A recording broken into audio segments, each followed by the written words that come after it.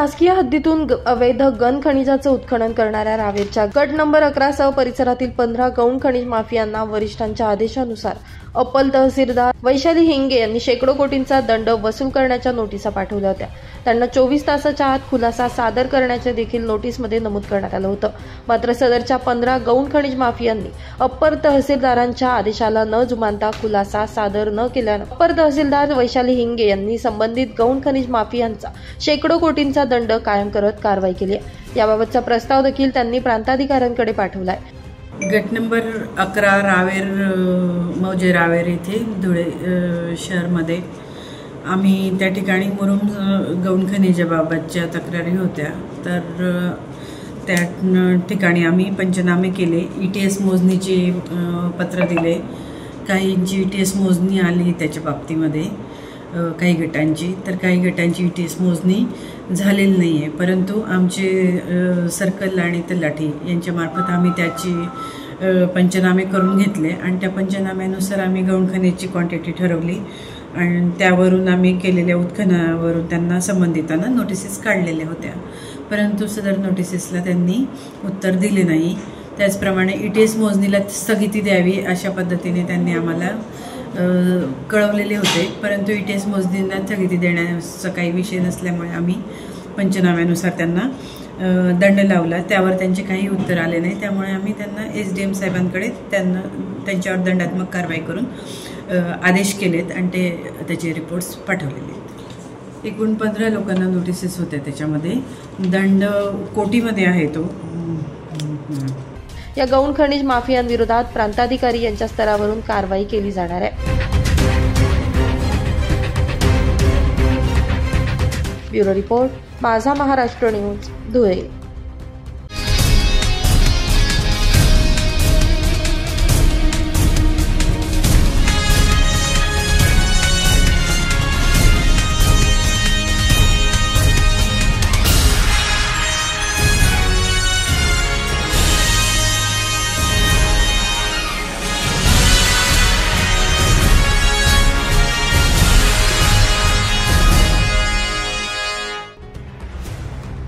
जुन्नर सुरुंगस्फोट प्रकरणातील गौण खनिज माफिया संजय जयस्वालसह इतरांवर कारवाई करण्यास तहसीलदार टाळाटाळ का करतात? नेमकं गौण खनिज माफियांना अभय देण्याचं कारण काय? यांचं विविध प्रकारचे प्रश्न समोर येत आहेत। याबाबत तहसीलदार अरुण शेवाळे यांच्यासोबत संपर्क साधला असता त्यांनी या प्रकरणात गौण खनिज माफियांविरोधात कारवाई करण्याऐवजी ज्या भागात स्फोट झाला त्या भागातील शेतकऱ्यांना नोटिसा दिल्याची माहिती दस्तूरखुद्द तहसीलदारांनी भ्रमणध्वनीद्वारे दिली आहे। याबाबत त्यांच्याकडे शेतकऱ्याला दिलेल्या नोटीसची मागणी केली असता त्यांनी अद्यापपर्यंत नोटीसची कॉपी प्रसार माध्यमांना दिली नाहीये। यामुळे या प्रकरणात नेमकं काय चाललंय? गौण खनिज माफियांना आवर घालणार कोण? गौण खनिज माफियांना कायद्याचा धाक आहे की नाही? कायदा राबवणारे त्यांचं संरक्षण करताय का? असे अनेक प्रश्न जुन्नरसह आजूबाजूच्या पंचक्रोशीतील ग्रामस्थांमध्ये चर्चिले जात आहेत। यामुळे अशा गौण खनिज माफियांवर तहसीलदार कारवाई करण्याचं धाडस करतील का हे बघणं महत्त्वाचं ठरणार आहे। ब्युरो रिपोर्ट, माझा महाराष्ट्र न्यूज, धुळे।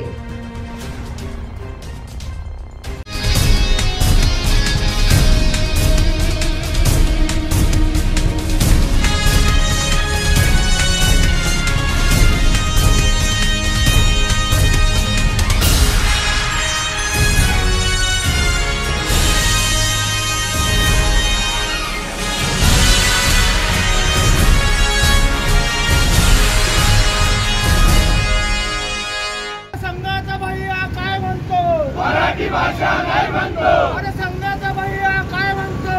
मराठी भाषा नाही म्हणतो, मराठी भाषा नाही म्हणतो।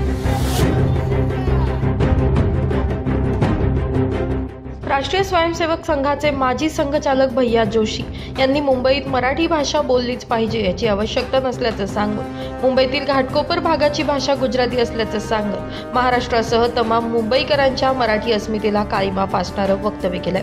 याच घटनेचे पडसाद महाराष्ट्रभर उमटले असून शिवसेना ठाकरे गटाच्या वतीनं आज धुळ्यातील झांसी राणी पुतळा चौक या ठिकाणी भैया जोशी यांच्या वक्तव्याचा निषेध करत जोरदार घोषणाबाजी करून आंदोलन करण्यात आलं।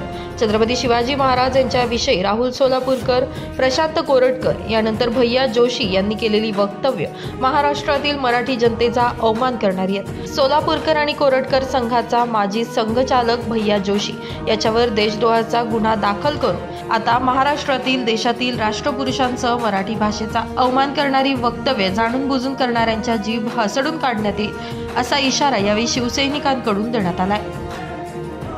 आम्ही भैया जोशी यांचा आज निषेध केलेला आहे, जिथे एकीकडे आम्ही आता आपण म्हणतोय की आम्ही भारतात अभिजात भाषेचा दर्जा मराठी भाषेला दिलाय आणि त्याच पक्षाचे एक संघाचा व्यक्ती येतो आणि मुंबईत म्हणतो की मराठी भाषा महत्त्वाची नाही, म्हणून त्यांना त्यांच्या सत्ताधाऱ्यांनी एकदा कानात देऊन सांगितले पाहिजे की मराठी भाषा ही आमची मातृभाषा आणि आमच्या महाराष्ट्राची अभिजात भाषा आहे, म्हणून मराठी भाषा ही महत्त्वाची आहे आणि अशा व्यक्तींवर नक्कीच कारवाई केली पाहिजे। आणि मुख्यमंत्र्यांना आम्हाला याद्वारे सांगणं आहे की तुमच्या संघाचा व्यक्ती जर माझ्या महाराष्ट्रात येऊन माझ्या मुंबईत येऊन आणि मराठी भाषेचा जर अपमान करत असेल तर आम्ही त्यांना सोडणार नाही। ज्येष्ठ नेते भैया जोशी यांनी काल मुंबईत येऊन मुंबईत मराठी भाषिक नाही सर्वच भाषा बोलल्या पाहिजे असं वक्तव्य केलं, म्हणजे मराठी भाषेचा अनादर त्यांनी केलेला आहे। मुंबई ही मराठी माणसांची आहे, शिवसेना प्रमुखांमुळे तिथला मराठी माणूस टिकलेला आहे। मुंबई आमच्या साहेबांची नाही कुणाच्या बापाची ही घोषणा मुंबईतला मराठी माणूस आणि शिवसैनिक मोठ्या आदराने घोषणा देतो। तर या भैया जोशी ज्याला मराठी माणसाचा अनादर केलाय त्याचा या धुळे महानगरातल्या शिवसैनिकांनी त्याचा निषेध केलेला होता। ब्युरो रिपोर्ट, माझा महाराष्ट्र न्यूज, धुळे।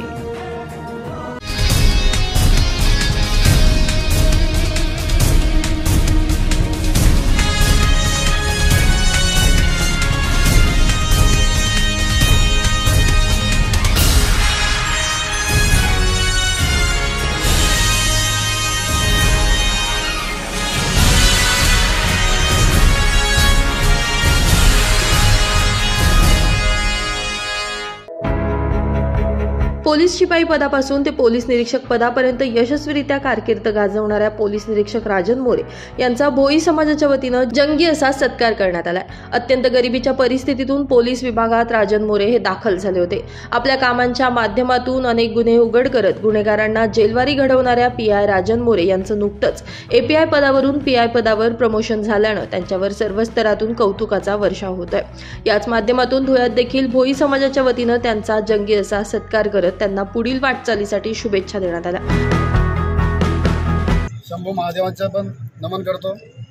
या ठिकाणी उपस्थित माझे गुरु सन्माननीय पोलीस निरीक्षक निवृत्ती पवार साहेब, तसेच जिल्ह्याचे शिवसेनेचे अध्यक्ष हिलालांना माळी, तसेच आमचे मित्र सेठ गुलाब भाऊ, माजी नगरसेवक, तसेच माजी नगरसेवक नंदलाल भाऊ पैलवान, तसेच तावडे सर, समाजाचे अध्यक्ष गणेश बापू, तसेच सीताराम भाऊ, सुनील तात्या, भटू भाऊ, हरीश भाऊ, सर्व सन्माननीय व्यासपीठ।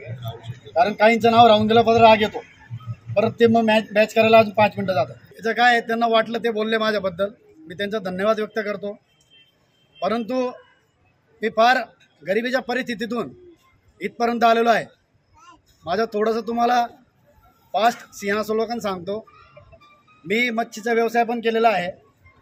आता सुवारल भाऊने आता तुमच्याजवळ बोलताना सांगितलं की ते बिचारी घेऊन चिवारी वगैरे करायचो, ते सुद्धा केलेलं आहे। त्याच्यानंतर मी रिक्षा चालवलेली आहे। त्यानंतर दत्त मंदिरला माझं स्वतःचं मच्छीचं दुकान होतं। तर एवढ्या मेहनतीतून आम्ही पुढे आलेलो आहे। माझे गुरु होते शशिकांत बोरसे सर। शशिकांत बोरसे सरांनी मला सांगितलं की हे मारामाऱ्या करणं वगैरे, मारामाऱ्या खूप करायचो सर। जेव्हा भरती झालो तेव्हा 3 केसेस होते आणि अण्णासाहेबांसारखे सगळे मार्गदर्शक आणि मोठ्या भावासारखे लाभल्यामुळे मला मार्ग मिळाला। बऱ्याच लोकांनी मला चांगला मार्ग दाखवला। आम्ही त्या मार्गावर जाऊन त्यांनी दिलेल्या सूचनाचा फॉलो केला आणि खूप मेहनत करून पहिले मी पोलीस दलात भरती झालो, पोलीस शिपाई म्हणून, कॉन्स्टेबल म्हणून मुंबईला। त्यासाठी माझ्या वडिलांनी खूप मेहनत घेतली, खूप कष्ट केले, त्यांच्या जीवावर बेतली होती। त्यांना गुंडांनी घेऊन लुटलं होतं, परंतु ते कसे तरी वाचले, म्हणून मला त्याची पण जाणीव आहे। त्याच्यानंतर MPSCची परीक्षा निघाली 2006 साली. 2006 साली MPSCची परीक्षा निघाल्यानंतर मी इतक्या चिकाडीने आणि इतक्या जिद्दीने अभ्यास केला. सर मी संडासला जरी जायचो तरी पुस्तक माझ्या हातात राहायचं. माझे नातेवाईक माझे काका वगैरे मला सांगायचे पहिलवानचा पोरगा वेडा होऊन गेला म्हणून, मेंटल होऊया म्हणतो. पण आपण असं का मेंटल झालो होतो ते आपण सिद्ध करून दिलेलं आहे. म्हणून मेहनतीच्या जीवावर आणि चिकाटी आणि तुमच्याजवळ काहीतरी एक गोल असेल, एक फिक्स काहीतरी टार्गेट असेल, ते अचीव करण्यासाठी तुम्ही जर हार्डवर्क केलं तर तुम्हाला यश 100% भेटतं. पदावर आहे त्या पदाला न्याय देण्यासाठी तुमच्याकडे आलेला अर्ज, तुमच्याकडे आलेला फिर्यादी, तुमच्याकडे आलेला तक्रारदार त्याचं व्यवस्थित ऐकून घ्या आणि त्याला 100% न्याय द्या. आणि न्याय दिलाच पाहिजे. अण्णासाहेबांनी सांगितलं जो न्याय देतो तोच खरा अधिकारी असतो. काही अधिकारी असतात ज्याच्यामुळे पोलीस दलाची प्रतिमा कधी कधी मलिन होते, परंतु बरेच असे अधिकारी आहे जे पार जीवापाड मेहनत करून पोलीस दलाचं नाव कसं लौकिक होईल, आपल्या समाजाचं नाव कसं लौकिक होईल त्याप्रमाणे कार्य करत असतात. माझ्याकडे एक केस आली होती, मसावतला असताना मर्डर झालेला होता. आता साहेबांनी सांगितलं अतिशय दुर्गम भाग. आम्ही गेलो तर 2-3 डोंगर चढावं लागले. माझा पुरा स्टाफ थकला, परंतु मी चालतोय म्हणून त्यांना लाजेकोजी ते माझ्या मागं आले. आणि नशीब असं की तिथं गेलो म्हणून तो आरोपी सर भेटला आम्हाला. नाही तर आरोपी भेटला नसता ते फार त्रासदायक झालं असतं. कुठलाही गुन्हा घडला ना पहिले आरोपी पकडणं महत्त्वाचं असतं. आणि त्या भागामध्ये आदिवासी संघटना आहे अण्णासाहेब, तर आदिवासी संघटना सगळ्या उलटून पडतात. पहिले आरोपी हा ना. तर सांगायचं तात्पर्य असं आहे की मेहनत करून आणि प्रामाणिकपणे तुम्ही काम करा. तुमच्या जीवनात किती संकट आले तर ते ऑटोमॅटिक ते नाहीसे होतात. संतांनी सांगितलेलं आहे, संत नामदेव महाराजांनी, जगी जीवनाचे सार जाणून घ्यावे सत्वर, ज्याचे जैसे कर्म तैसा फळ देते ईश्वर. तुम्ही चांगलं करा, चांगलंच होईल. तुम्ही चांगलं करा एवढंच माझं म्हणणं आहे. यावेळी आझादनगर पोलीस स्टेशनचे PI निवृत्ती पवार, शिवसेनेचे हिलाल माळी, माजी नगरसेवक गुलाब माळी, शत्रुघ्न तावडे, रवींद्र फुलपगारे, भोई समाज अध्यक्ष गणेश मोरे, नंदलाल फुलपगारे यांच्यासह समाज बांधव व मान्यवर मोठ्या संख्येने उपस्थित होते. कार्यक्रमाच्या यशस्वीततेसाठी श्री खुणी गणपती मित्र मंडळ, जुने धुळे, आदर्श भोई समाज, विजय व्यायामशाळा यांचं मोलाचं सहकार्य लाभलं.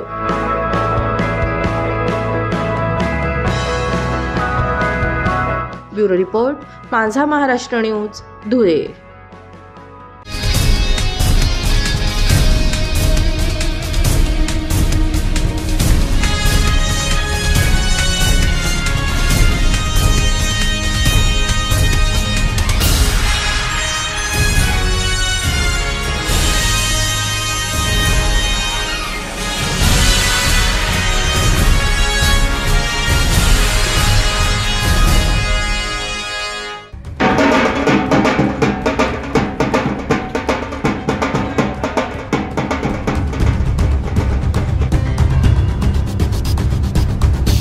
धुळे सहकारी खरेदी विक्री आणि प्रक्रिया सोसायटीकडे मालमत्ता कर 1,01,000 थकल्यामुळे महापालिकेच्या वसुली पथकानं सोसायटीच्या कार्यालयासमोर ढोल बडवून कार्यालय आयुक्तांच्या आदेशानुसार सील करण्यात आलं.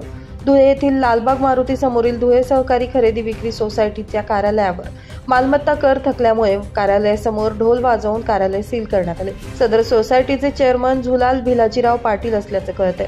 सोसायटीकडे 1,01,643 रुपये थकबाकी थकल्यामुळे वारंवार नोटीस बजावून देखील मालमत्ता कर भरला जात नव्हता. अखेर महापालिकेच्या आयुक्त अमिता दगडे पाटील यांच्या मार्गदर्शनानं कार्यालयासमोर ढोल ताशे वाजवून ही कारवाई करण्यात आली.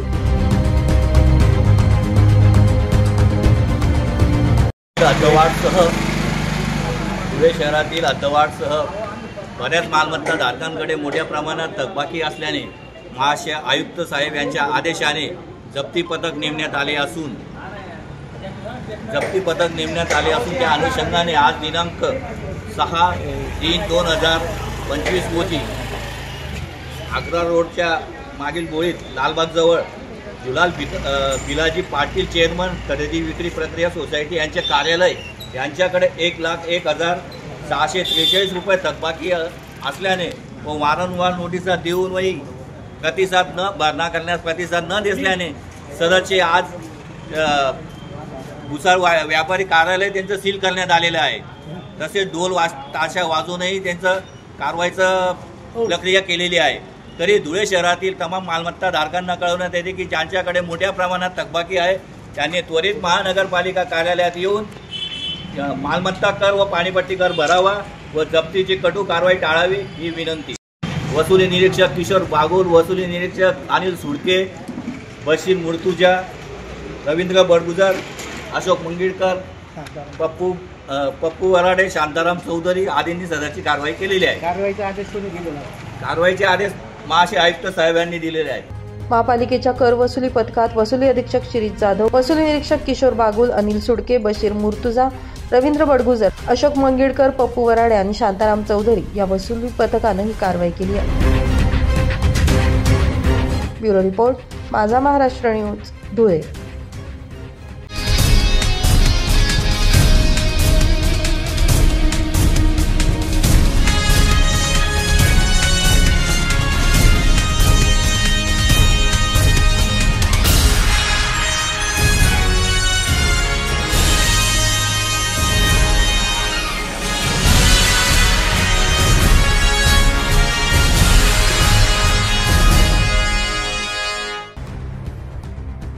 राज्य सरकारी कर्मचारी, जिल्हा परिषद कर्मचारी, प्राथमिक, माध्यमिक आणि कनिष्ठ महाविद्यालयीन शिक्षक यांच्या प्रलंबित मागण्यांकडे राज्य शासनाचं लक्ष वेधण्यासाठी 6 मार्चला दुपारी 1 ते 3 च्या काळात सरकारी कर्मचाऱ्यांनी जोरदार निदर्शनं केली। धुळ्यातील क्युमाइन क्लब, जेल रोड या ठिकाणी 2 तासांचं धरणं देत कर्मचाऱ्यांनी घोषणाबाजी करत लक्ष वेधलं होतं। समन्वय समितीच्या मागील बेमुदत संपाच्या पार्श्वभूमीवर मुख्यमंत्र्यांनी दिलेल्या आश्वासनांची पूर्तता न झाल्यानं आणि नवीन सरकारला 4 महिने झाले तरी सरकारला अद्यापही संबंधित आश्वासन पूर्ततेसाठी फुरसत मिळालेली नसल्यानं या अनुषंगानं कर्मचारी शिक्षकांमध्ये प्रचंड संताप आणि नाराजी निर्माण झाली आहे। मुळातच 1 मार्च 2024 पासून सुधारित कुटुंब निवृत्ती योजना लागू करण्याचा निर्णय प्रसिद्धी पत्रकात देण्यात आला। मात्र या संदर्भात स्पष्ट मार्गदर्शक सूचनांचा शासन निर्णय निघाला नसल्यानं अनेक निवृत्त कर्मचारी वंचित आहेत। तसेच 10 ते 20 वर्ष सेवा केलेले कर्मचारी शिक्षक यांचा गंभीर पेच निर्माण झाला। वेतन आयोगाची निर्मिती दर 5 वर्षांनी झाली पाहिजे। प्रशासनातील 2,40,000 कर्मचाऱ्यांची रिक्त पदं तसेच शिक्षकेतर संवर्गाची हजारो रिक्त पदं तात्काळ भरण्याची कारवाई करावी। सर्व संवर्गाचे जुनाट सेवा प्रवेश नियमात सुधारणा करण्यात यावी। खत्री वेतन त्रुटी समितीचा अहवाल तात्काळ स्वीकारावा, त्यामध्ये लिपिक वर्गीय आणि इतर संवर्गांना न्याय द्यावा। चतुर्थ श्रेणी कर्मचाऱ्यांची गोठवलेली पदं पुनर्जीवित करण्यात यावी। कॅशलेस उपचार सुविधा मिळावी। स्वास्थ्य विमा योजना लागू करावी। नवीन शैक्षणिक धोरणाचा फेरविचार करावा। शिक्षकेतर कर्मचाऱ्यांच्या न्याय मागण्या सोडवाव्यात आदी मागण्यांकडे लक्षवेधी करण्यासाठी मोठ्या संख्येने कर्मचारी, सरकारी कर्मचारी यात उपस्थित झाले होते। राज्य सरकारी कर्मचारी संघटना, समन्वय समिती, शिक्षकेतर कर्मचारी संघटना, जिल्हा परिषद कर्मचारी महासंघ व इतर कार्यालयातील कर्मचाऱ्यांनी महाराष्ट्र सरकारने मागे ज्या देशव्यापी संप केलेला होता त्या संपामध्ये ज्या मागण्या मंजूर केलेल्या होत्या त्या मागण्यांचे आदेश अद्यापपर्यंत पारित झालेले नाहीत। ते आदेश लवकरात लवकर पारित करावे यासाठी आजच्या 6 मार्चचा हा जनआंदोलन आक्रोश आम्ही आमच्या सगळ्या कर्मचाऱ्यांच्या मिळून हा आक्रोश आंदोलन आम्ही धरणं आंदोलन तयार केलेलं आहे। याची जर सरकारने दखल घेतली नाही तर याच्या पुढे पुन्हा बेमुदत आंदोलन आम्ही पुकारण्यास तयार आहोत। तरी सरकारने याच्या बाबतीत आमची आधी तीव्रता लक्षात घेऊन लवकरात लवकर शासनाचे आदेश पारित करावे ही सरकारला आमची कडकडीची विनंती आहे।